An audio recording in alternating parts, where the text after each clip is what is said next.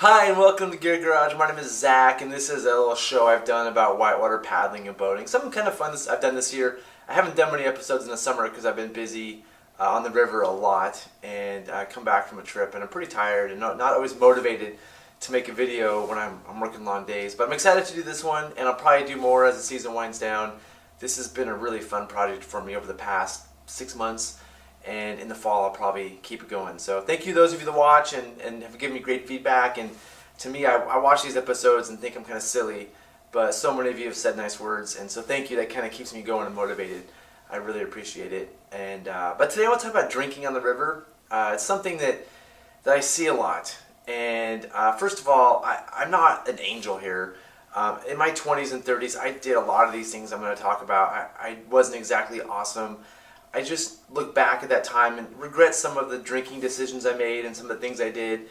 And, you know, I think it's because of an example that was set for me by others.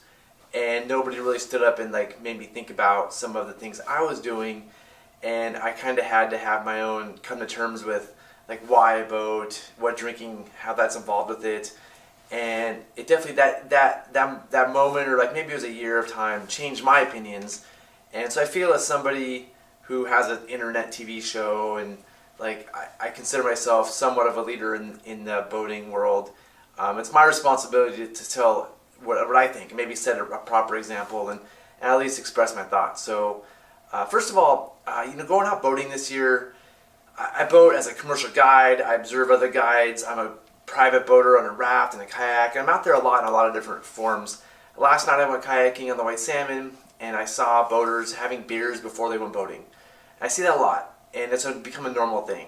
Or when I'm in Salmon, Idaho, or maybe in Grants Pass, Oregon, I see a lot of river guides who are, partying hard, either on the river when they're at work, they're actually guiding and they're staying up late partying, or in town, drinking on a regular basis. I see private boaters a lot drinking, maybe too much. Last week we had a trip on the water, and a private group, one of the people in the camp next to us, came over drunk with a bottle of whiskey in his hand and sort of interrupted our trip. And so it changed our experience.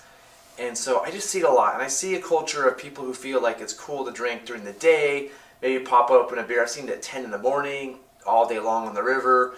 They get to camp and just get obliterated. On private trips, I see commercial guides pushing it too far, but also just going kayaking, people having a beer before they paddle. And I just want to say, cool, good for you. I mean, that's your choice, and I don't want to bring you down if that's your choice, but it's not the right thing to be doing. A couple things. We shouldn't be drinking before we go in the water. It impairs our judgment, our ability to react, and so when I go boating with people and they're drinking, I know that they're not always there for my safety. They're not going to make good decisions.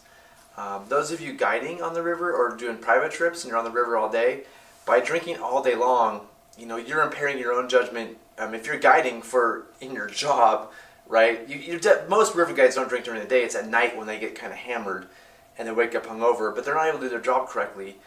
If you're a private boater, you're dehydrating yourself. You're putting yourself in a bad mood. Alcohol's a depressant, plus you're dehydrating yourself, and so you're actually potentially changing your mood for later in the evening or the entire length of the trip.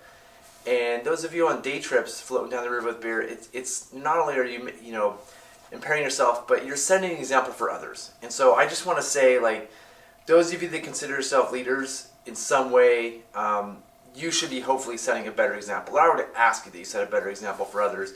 And just know that drinking and boating shouldn't be a normal thing.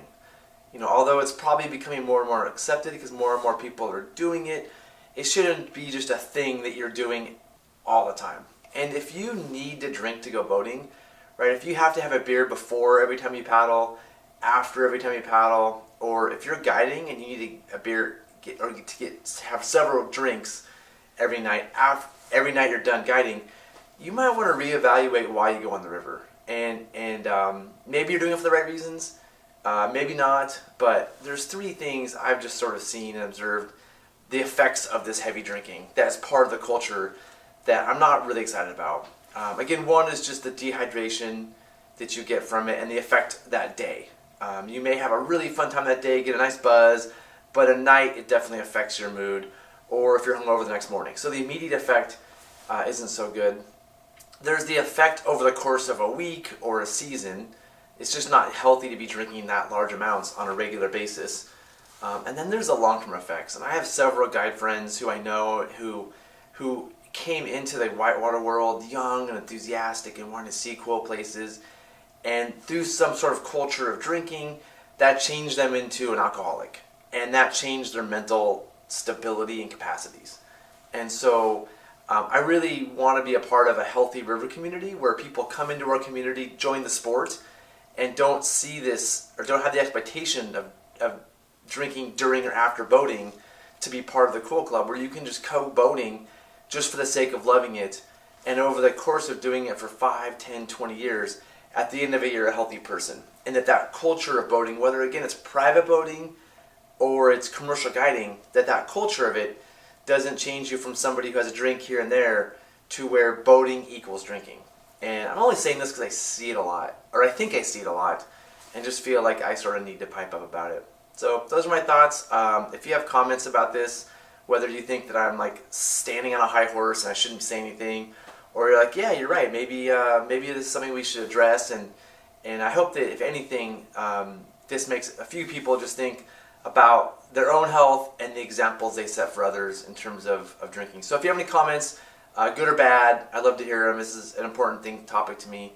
Just add them in the comment section below, and yeah, that's it. I look forward to doing more episodes here pretty soon, and yeah, thanks for joining. All right, bye.